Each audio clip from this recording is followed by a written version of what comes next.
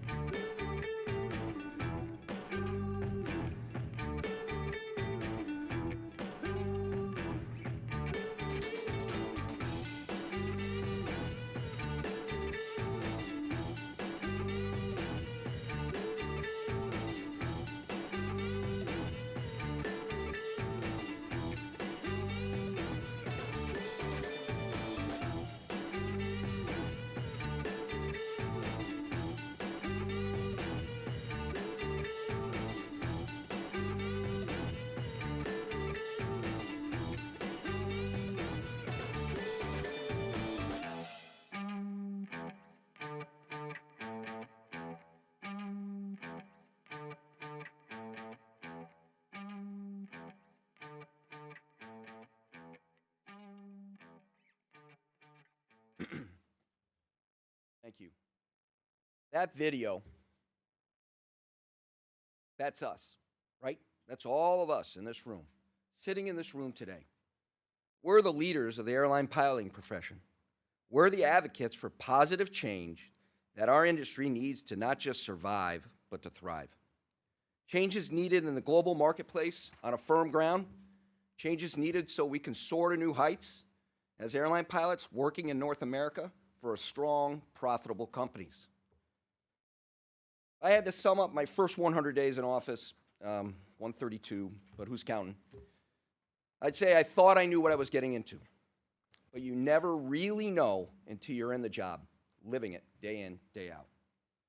First off, I want to observe that it's gratifying working with you and our members, influencing the key members and key players in our industry, meeting new members of Congress and introducing them to ALPA, watching the elections and the politics in Canada heat up, speaking on behalf of the association, making sure everyone knows that the pilot's collective voice, that's what's heard above the noise. The past few months have also been a humble reminder of the challenges we'll conquer together in the years ahead. We face formidable opponents. We must have formidable strategies to succeed. I believe we're off to a good start.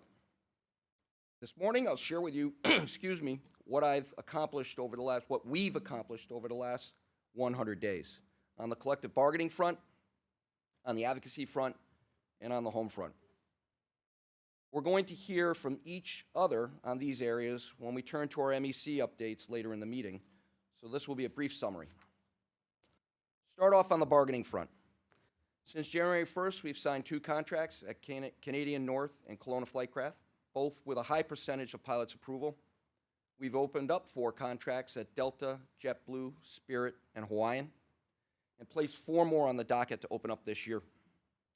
That's an additional 8 pilot groups currently that's in addition to the 8 pilot groups currently in negotiations: Air Transat, ATI, Air Wisconsin, ASA, ExpressJet, FedEx, Mesa, and Sun Country, 6 of which haven't taken entirely too long to reach an agreement. 2 of these groups, Sun Country and FedEx, have conducted informational picketing to unify their pilots and to help bring their contracts to a head. I believe they're making some progress, but it's been much too long of a road for these pilots. The other 4 are fee-for-departure carriers, and every group in this segment faces a unique set of challenges. That's why I created the resource coordinator position filled by Captain Paul Ryder from ExpressJet. Paul, would you please stand for a minute? I put Paul in. Come on, he hasn't even. All right. I want to say he deserves it, and let me show you why. I put him in place so he could help our pilots navigate through the transition period in their pilots' leaderships, and we have quite a bit of that going on, especially in the fee-for-departure segment. Their career paths and their decisions that they make to get them where they want to go. Paul's there to help. The way to best access and coordinate at ALPA National to access the resources their pilot groups need to achieve their goals. And he's hit the ground running, created a website and a 3-part magazine series. I hope everyone gets to read it with the tips on how they can land their very own dream job. Great job, Paul, so far. Keep up the hard work. As Bill covered, establishing pay rates that compete for pilots and a career path that are both important components for addressing the so-called pilot shortage. And as we've said all along, the regional airline sector, if the regional airline sector does not increase starting pay and provide an overall pay and benefits that reflect the qualifications, responsibilities, and experience these pilots bring to the profession, and for those interested, create a clear path to the major airlines, then the industry will not be able to attract young adults to the piloting profession, and that could indeed lead to a real pilot shortage. But right now, there's plenty of qualified pilots out there. They just don't want to work for food stamp wages. And after paying hundreds of thousands of dollars to become an airline pilot, I don't blame them. I wouldn't do it either. Here's some good news. The regional airlines that have heeded ALPA's warning have created stronger incentives for existing pilots. They've increased pay retention bonuses and set up flow-through arrangements that enhance career progression opportunities. I want to note that some of these efforts are working.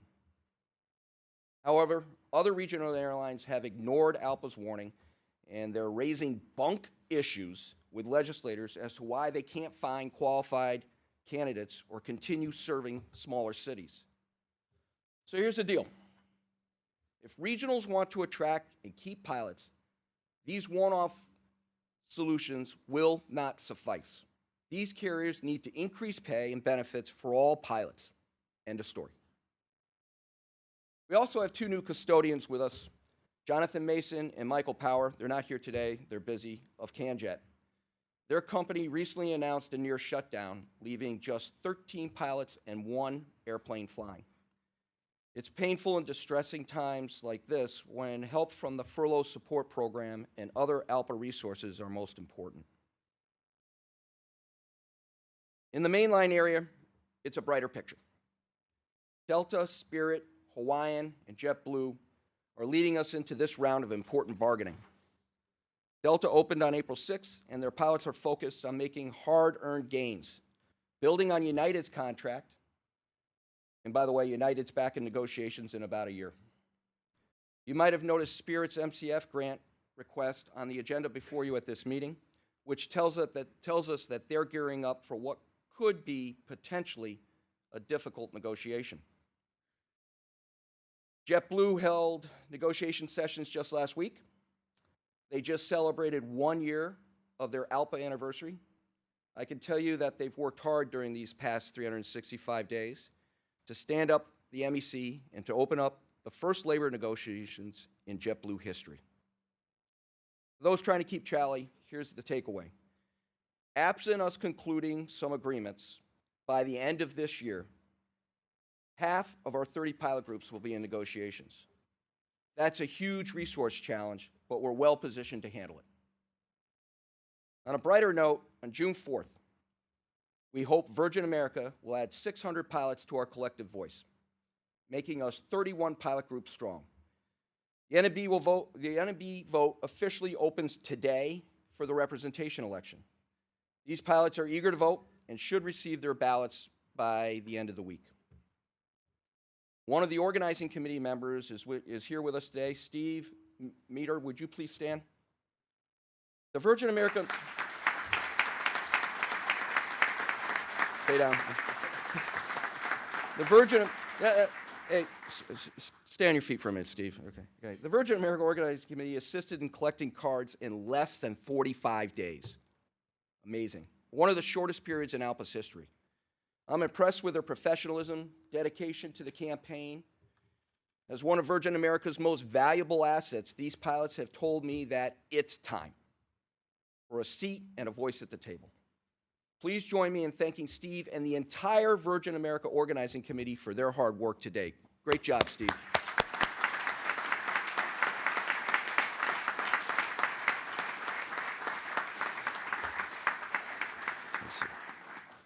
I'm confident the Virgin America pilots will vote for ALPA representation in this election. Again, the NMB will announce election results at 2 p.m. on June 4th. Between now and then, if you see a Virgin America pilot out on the line or in one of their bases, San Francisco, Los Angeles, JFK, please offer your support. Let's also encourage your pilots to do the same. If you need any additional information or would like to know how you or any of your pilots can engage in this organizing campaign, please let me know. In addition to the Organizing Task Force report, which you will hear later, I want to let you know that the Frontier Airline Pilots Association, FAPA, leaders recently met with ALPA to discuss a possible merger of our two unions. There are currently about 850 pilots at Frontier, but rapid hiring continues. While just the initial meeting, the talks with FAPA officers were very constructive, and both ALPA and FAPA have agreed to continue talking and outline the steps required to move the process forward. Frontier's new ownership and the rapid changes and consolidation of the airline industry have caused FAPA leaders to examine whether their independent union is structured for the future and whether upcoming negotiations need additional resources and support. We look forward to the upcoming meetings and report back to you in the near future. Now let's focus on the common interests we all share. No matter who you are, where you're from, or who you fly for, these are the threats that keep us all awake at night. If you've seen my presentation recently, don't worry, I'm not going to cover all those issues in my update, but I do want to give everyone a few highlights. Sticking with the numbers, I'll classify the first issue as 3v3. The three largest U.S. network passenger carriers, American, Delta, and United, versus the big three Middle Eastern carriers, or ME3. If you've been following closely, that's Emirates, Qatar, and Etihad. Airlines that have received a whopping $42 billion, with a B, billion dollars in subsidies. As part of ALPA's engagement on this issue, we've joined the Partnership for Open and Fair Skies. It's a coalition of the 3 major U.S. passenger carriers, along with ALPA and 7 other unions. Together, we've asked our government to restore a level playing field. We're calling on the Obama administration to begin consultations as quickly as possible under the Open Skies Agreement with Qatar and the UAE to address the flow of subsidized passenger capacity to the United States. We're also asking our government to freeze new passenger service during these consultations. And we're moving in the right direction. And we're moving our decision makers in the right direction. Get this, 262 members of the House of Representatives signed the bipartisan letter to the administration. 262. A similar letter in Senate is making the rounds this week. The Departments of State, Transportation, Commerce opened dockets asking interested parties to comment on what should be done. It's expected that this comment period will close sometime this month, a sign that our government is taking this issue very seriously. Let me point out that this issue only relates to passenger service, passenger traffic. FedEx likes their part of the agreement, and we don't want cargo rights to change at all. However, if left unaddressed, this issue will negatively affect the lives and careers of all pilots serving on the passenger side of the industry. Mainlines flying international routes, domestic mainline airlines, and fee-for-departure pilots who operate 50% of the nation's commercial service. I've been clear all along saying a deal is a deal. We've gotten great visibility on the issue, but when it all comes down to this, our government must take action. And so should all of our members.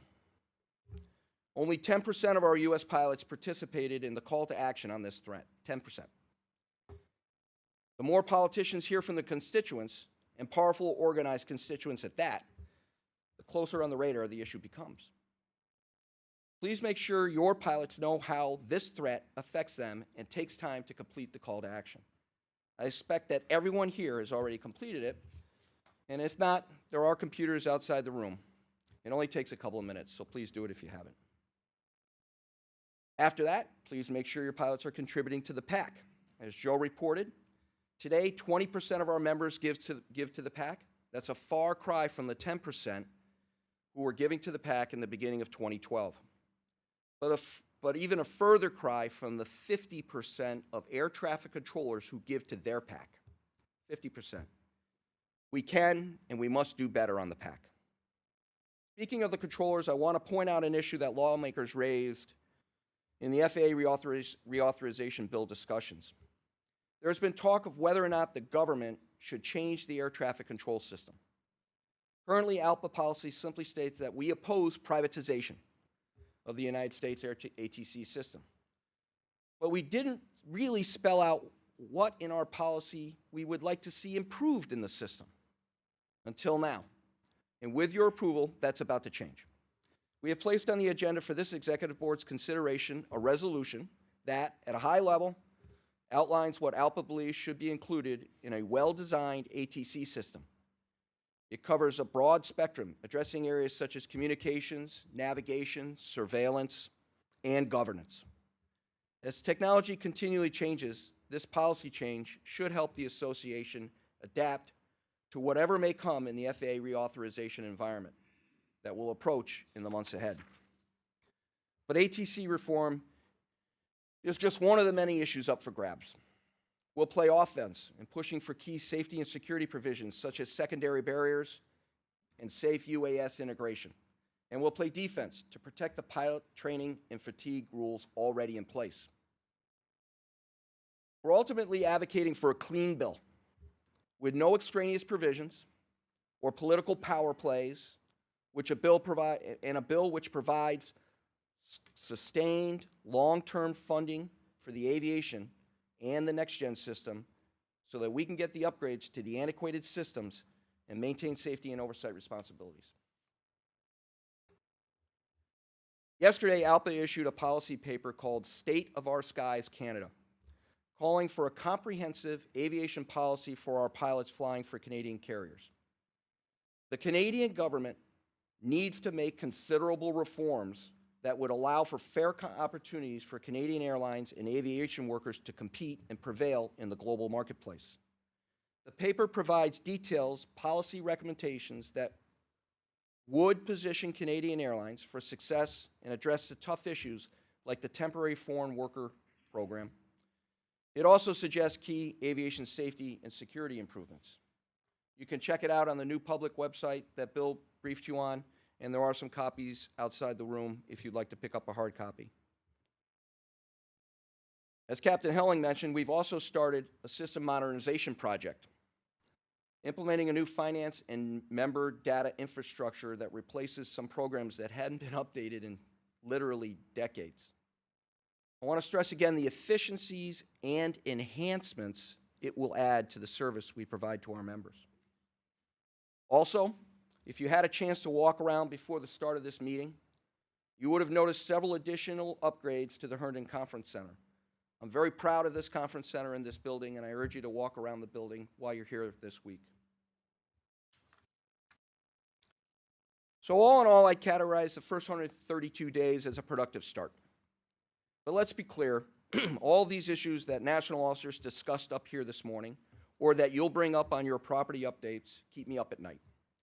Just as much as the intense negotiations our pilots groups face, the lack of science-based flight and duty time regulations for our cargo and Canadian pilots, or the fate of the CanJet pilots who lost their job, or any other issue we want to talk about this week. We're engaged in these issues that won't be one and done in a week, a month, or as depressing as it is to hear, a year. But they will affect all of us. Maybe not our careers, but it will affect future pilots, and it will affect the profession. This is our fight. Many of these issues have the potential to have a profoundly adverse effect on our countries and our industry. These are issues that we'll be facing for the rest of our careers.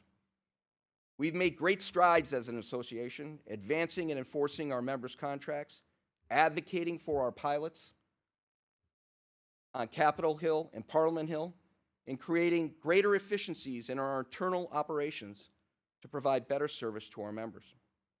We will continue to promote and protect piloting profession because we are the leaders of the Airline Pilots Association International, and it is our duty.